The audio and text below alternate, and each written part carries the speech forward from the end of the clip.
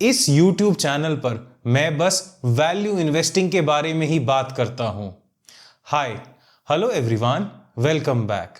आज हम बात करेंगे कि मैं एज अ वैल्यू इन्वेस्टर उन गुड ब्रांडेड स्टॉक्स को कैसे देखता हूं जो 100 times their earning multiple trail कर रहे होते हैं, इतने एक्सपेंसिव वैल्यूएशंस पर होते हैं। फॉर द ग्राउंड रूल्स हम लेते हैं बेंजामिन ग्राहम का इन्वेस्टिंग प्रिंसिपल, जिसमें वो बात करते हैं कि भाई कोई भी स्टॉक कितना ही अच्छा क्यों ना हो, कंपनी कितना ही अच्छे कैश फ्लो क्यों ना प्रोवाइड कर रही हो, कंपनी के बिजनेस के चारों तरफ कितने ही बेहतरीन मोड्स क्यों ना हो, no investment is worthy of giving more than 25x it's earning. ठीक है, तो हम लोग एज अ वैल्यू इन्वेस्टर इसको अपना मापदंड लेके चलेंगे कि 25 टाइम्स अर्निंग से कम हम पे करें किसी भी स्टॉक को। ठीक है, भले ही वो कितनी ही अच्छी ब्रांडेड कंपनी क्यों ना हो, हम 25 टाइम्स अर्निंग तक बाय करेंगे और 25 टाइम्स अर्निंग के ऊपर चली जाएगी कंपनी, तब हमारा काम रहेगा उसको होल्ड करके बैठे रहने का। अब ऐसा क्यों? क्योंकि क्या होता है, जो कुछ बिजनेसेस ऐसे होते हैं जिनका कैश फ्लो अगर अच्छा बढ़ता चला जाता है ना, तो वो बिजनेस ही उतना कंपटीशन अट्रैक्ट करते हैं। अब जब कंपटीशन अट्रैक्ट होगा, कंपटीशन को हम ऐसा मान लेते हैं कि जैसे कोई किंगडम है, वो ज्यादा ही लाइमलाइट में है, सबसे आगे आ रहा है, तो उसके ऊपर उतने ही बाकी किंग्स अटैक करने आएंगे। और जब बाकी लोग उस कंपनी में अटैक करने आएंगे ना, तब क्या है, वो अपनी कंपनी खोलेंगे आपके जैसी। उसके बाद आपके जो बिजनेस प्रोफाइल है, आपके जो रिटेलर्स हैं, उनके ऊपर बहुत ज्यादा जोर पड़ेगा, आपकी वैल्यू चेन को ईट अप करने की कोशिश करेंगे।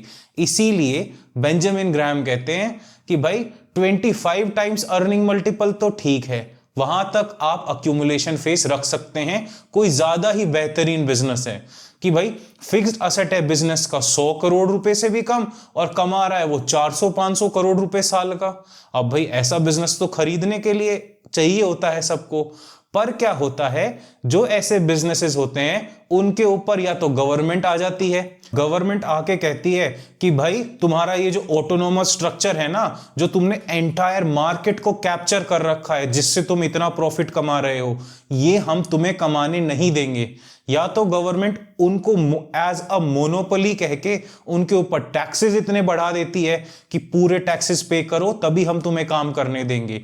या फिर गवर्नमेंट क्या है, मोनोपोली हटाने के लिए, क्योंकि बाकी बिजनेसेस हैं, बाकी बिजनेसेस कहते हैं मुझे भी उस इंडस्ट्री में एंट्री लेने का मौका दो। ऐसे ऐसे कैपिटल स्ट्रक्चर होता है ना किसी मोट वाले बिजनेस का, वो ब्रेक डाउन होता चला जाता है। इसीलिए हम कोशिश करते हैं 25 टाइम्स अर्निंग मल्टीपल से कम देने का। ये भी तब जब किसी कंपनी को बाय करते हुए हम एक्सट्रीम लेवल पर हैं, इंट्रिंसिक वैल्यू के एकदम एक्सट्रीम हायर एंड पर चल रहे हैं। अब जब इंट्रिंसिक वैल्यू के एकदम एक्सट्रीम हायर एंड पर आप चल रहे हैं, आप कंपनी को उतना प्रीमियम पे कर रहे हैं। इसीलिए अगर वैल्यू इन्वेस्टर को भी कहीं पर अच्छी ग्रोथ मिलती है ना, तब वो बुक वैल्यू देखकर अटक नहीं जाता, वो देखता है ठीक है 25 टाइम्स अर्निंग मल्टीपल तक मैं देने के लिए तैयार हूं, क्योंकि मुझे पता है कंपनी की ग्रोथ प्रोस्पेक्ट इतने ज्यादा हैं। पर उसके ऊपर जाना तो खुद की रिस्क को घंटी देने के बराबर है कि आप अपना रिस्क बढ़ा रहे हैं, उसके ऊपर अगर आप जाते रहेंगे। तो हमने अपना बेस लाइन लिया 25 टाइम्स अर्निंग मल्टीपल। अब हम कैलकुलेट करते हैं कि भाई किसी कंपनी का अगर हमने एंट्री लेते हुए 100 टाइम्स अर्निंग मल्टीपल पे करा है, तब उसको 25 टाइम्स अर्निंग मल्टीपल, जो कि हमने उसकी फेयर वैल्यू डिनोट करी है, ठीक है, तो उसको 100 पीई से 25 पीई तक आने में कितना टाइम लगेगा? जब उसकी ग्रोथ है, किसी की ग्रोथ 100% है बिजनेस की, 25% है, 12% है, ठीक है। आइए कैलकुलेट करते हैं। अब भाई जब 100% ग्रोथ पर चल रही होगी कंपनी, तब उसकी ईयर 0 पर अर्निंग है 1 CR, ठीक है, जब ईयर 0 में हमने एंट्री ली है। तो इस 1 CR के लिए हमने देखा यार कंपनी तो 100% ग्रो कर रही है, चलो बाय कर लेते हैं। तब कंपनी की वैल्यूएशन हमने पे करी 100 टाइम्स अर्निंग मल्टीपल, ठीक है। तब कंपनी को हमने पे करा 1 करोड़ रुपए साल का कमा रही है, हमने उसको बाय करने के लिए पे करे 100 करोड़ रुपए की वैल्यूएशन पर, ठीक है। अब ईयर 1 आता है, 1 साल खत्म हो गया, इसके बाद कंपनी बढ़ गई 2x, ठीक है। तो कंपनी के प्रॉफिट पहले थे 1 करोड़, अब हो गए 2 करोड़। अब कंपनी की वैल्यूएशन हमने तो अभी भी जो स्टार्टिंग में 100 करोड़ ही पे करी थी, तो अब हमारे कंपनी का हमारे पेइंग से आ गया 50 टाइम्स अर्निंग मल्टीपल, कोई दिक्कत नहीं। अब आते हैं ईयर 2 पर। ईयर 2 पर हमारी कंपनी फिर 100% ग्रो कर जाती है। अब ईयर 2 पर हमारी कंपनी की अर्निंग हो गई है 4 करोड़ रुपए, पहले 1 थी, फिर 2 हुआ, फिर 4 करोड़। अब 4 करोड़ रुपए अर्निंग हो गई है। हमने वैल्यूएशन तो हमारी अभी भी वही कैलकुलेट होगी जो हमने पहले इनिशियली पे करा था, 100 करोड़ रुपए। अब कंपनी का पीई आ गया 25। इसीलिए देखिए, जब कंपनी 100 गुना 100% बढ़ रही है, 100% अपने रेवेन्यूज में, अपने नेट प्रॉफिट में ग्रोथ दिखा रही है, तब जाके भी आपको 2 साल लगे उस कंपनी को ये अपनी फेयर वैल्यू तक आने में, जो हमने फेयर वैल्यू डिसाइड करी थी 25 टाइम्स अर्निंग मल्टीपल, ठीक है। उस कंपनी को, this is good branded company, उसको भी आने में 100% ग्रोथ पर टाइम लगा 2 साल। तब आपको यह कहा जाएगा कि आपने 2 साल के पैसे ईयर 0 में ही भर दिए, ठीक है। आपने अगले 365 इंटू 2 इतने दिनों के पैसे आपने ईयर 0 में ही एंट्री लेते हुए भर दिए, क्योंकि आपको कंपनी के साथ ग्रो करना था, कंपनी की ग्रोथ कैप्चर करनी थी। क्या आप ऐसा वाकई में करना चाहेंगे? अब हम आते हैं 50% ग्रोथ रेट से कंपनी ग्रो कर रही है। इनिशियली तो आपने जब ईयर 0 में एंट्री ली, तब आपकी अर्निंग थी कंपनी की 1 करोड़ रुपए, कंपनी की मार्केट में वैल्यूएशन थी 100 करोड़। तो तब कंपनी को आपने इनिशियली बाय करा 100 टाइम्स अर्निंग मल्टीपल पर। अब ईयर 1 आता है, 1 साल बीत गया, अब कंपनी का अर्निंग बढ़ गया, 1.5 CR हो गया, तब आपका पीई हो जाएगा 67 टाइम्स, ठीक है। अब भी 67 टाइम्स अर्निंग मल्टीपल है। ईयर 2 में आपकी कमाई थोड़ी और बढ़ी, 50% उसका, तो आपकी कमाई होगी 2.25 CR। अब आपका पीई हो जाएगा 45 टाइम्स। अब ईयर 3 में आपकी कमाई हो गई 3.37, उसका 50% बढ़ गया, ठीक है। तब आपका पीई हो जाएगा 30 टाइम्स। अभी भी आप अपने फेयर वैल्यू तक नहीं आए हैं, माइंड यू। उसके बाद ईयर 4 में आते आते आपकी अर्निंग हो जाएगी 5 करोड़। अब कंपनी की वैल्यूएशन जो आपने पे करी थी, उसके हिसाब से आपका पीई आएगा 20 टाइम्स अर्निंग मल्टीपल। अब आप देखिए, 4 साल लगे आपकी कंपनी को 25 टाइम्स अर्निंग मल्टीपल से नीचे आने में। इसीलिए अगर कोई भी पढ़ा लिखा आदमी होगा तो वो कहेगा कि मैंने 4 साल बाद का पैसा, जो कि कंपनी को ग्रो करना पड़ेगा 50% कैगर से, वो मैंने ईयर 0 में ही पे किया है। ऐसे इन्वेस्टिंग करेंगे क्या आप? अब आते हैं हम 25% कैगर पर। अगर कंपनी 25% कैगर से ग्रो करेगी, जो कि जनरली जो गुड ब्रांडेड कंपनीज होती हैं ना, उनको हम यही उम्मीद करते हैं, भाई साहब 25% कैगर से ग्रो करती रहे, तो अगले 10 साल में हमारा पैसा 10 गुना हो जाएगा, ठीक है। As a value investor, as a greedy stock investor, मेरा तो यही उम्मीद रहती है कि लॉन्ग टर्म में 10 साल में भाई 10 गुना हो जाए किसी तरह, ठीक है। हमें 1-2 साल में नहीं कमाना होता। आइए देखते हैं 25% कैगर से ग्रो करने वाली कंपनी कहां जाएगी।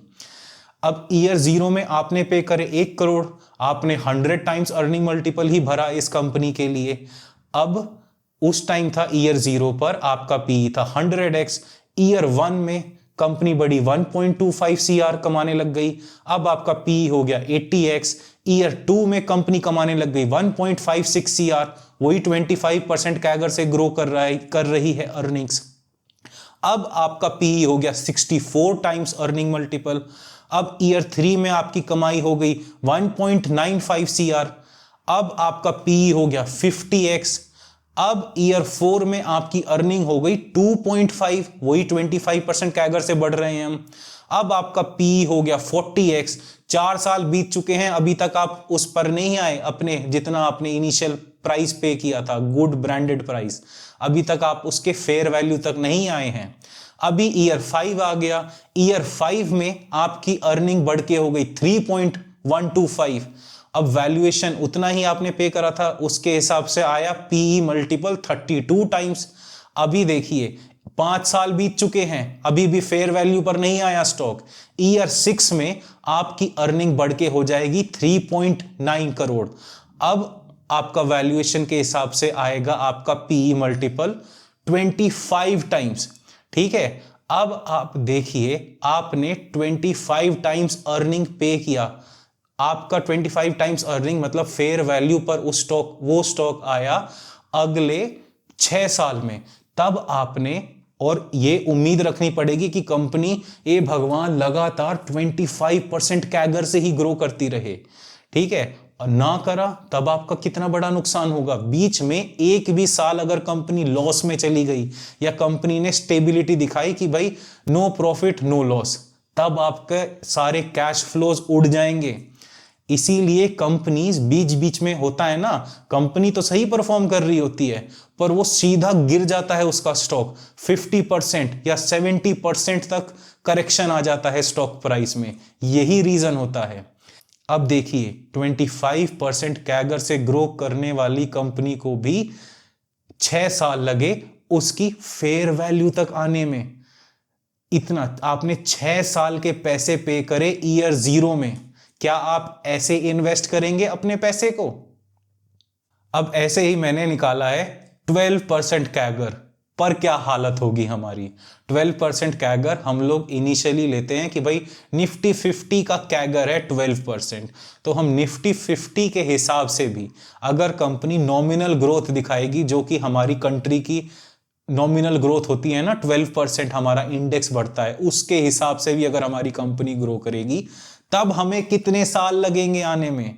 तो ईयर 0 से हमने देखा, हमें अगर हमने 12% ग्रोथ के 100 पीई दिया है ना किसी गुड ब्रांडेड कंपनी को, तो उसको टाइम लगेगा अगले 12 साल 25 पीई पर आने में। ठीक है, जो कि उसकी हमने हाई लेवल पर गुड ब्रांडेड में फेयर वैल्यू नोट करी है, इंट्रिंसिक वैल्यू के अपर बैंड पर जो डिनोट करी है। ठीक है, अब आप बताइए 12% ग्रोथ वाली कंपनी के लिए आप 100 पीई पे करेंगे? अगले 12 साल के पैसे उस कंपनी को आज ही पे करेंगे आप? ऐसी बेवकूफी तो कोई वैल्यू इन्वेस्टर तो बिल्कुल नहीं कर सकता।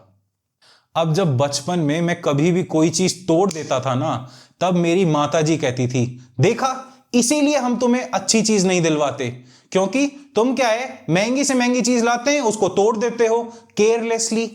अब हमें स्टॉक मार्केट में इन्वेस्ट करते हुए भी इसी बात पर ध्यान देना है कि भाई हमसे मिस्टेक्स होंगी, पर उस मिस्टेक से बचने के लिए ही हम कंपनीज में मार्जिन ऑफ सेफ्टी देखकर इन्वेस्ट करते हैं। हम इसीलिए इतने हाई पीई स्टॉक्स के पीछे नहीं भागते, क्योंकि हाई पीई स्टॉक्स में हमें पूरा ही सही होना पड़ेगा अगर हमें पैसे कमाने हैं, और इतना होल्डिंग पीरियड हम नहीं चाहते। हम लॉन्ग टर्म होल्ड कहते हैं, पर हम उन्हीं कंपनीज में लॉन्ग टर्म होल्ड कहते हैं जो कि लॉन्ग टर्म होल्ड करने के वर्दी हो। हम लॉन्ग टर्म इन्वेस्टिंग करते हुए भी अपना गोल बनाते हैं कि इनिशियली कंपनी में एंट्री लेते हुए हमें गुड ब्रांडेड कंपनी भी अगर 25 टाइम्स अर्निंग मल्टीपल से ज्यादा मिलती है महंगी, तब हम कोशिश करते हैं कोई दिक्कत नहीं, अपना अक्यूमुलेशन फेज बंद कर देते हैं, अब होल्डिंग पीरियड स्टार्ट हो जाता है हमारा। अब वो हमें, हमारी कंपनी अगर ज़्यादा एक्सपेंसिव वैल्यूएशन पर बिकने लग जाएगी तब हम अपना प्रॉफिट बुक करके निकल जाएंगे, नहीं तो हम अपनी कंपनी के साथ धीरे धीरे ग्रो करते रहेंगे। हमारा होल्डिंग पीरियड ही तो बढ़ेगा, पर फिर भी हम कोशिश करते हैं 25 टाइम्स अर्निंग मल्टीपल पर ही स्टॉप कर जाना। हमें उससे ज्यादा पे नहीं करना, क्योंकि हम नहीं चाहते कि भाई अगले 6 साल की, अगले 10 साल की, अगले 12 साल की अर्निंग आज ही पे कर दें इस कंपनी को बाय करते हुए, कभी नहीं। अगर आपको वैल्यू इन्वेस्टिंग के बारे में और जानना है तो ये YouTube की सजेस्ट करी हुई वीडियो देखना ना भूलें। धन्यवाद।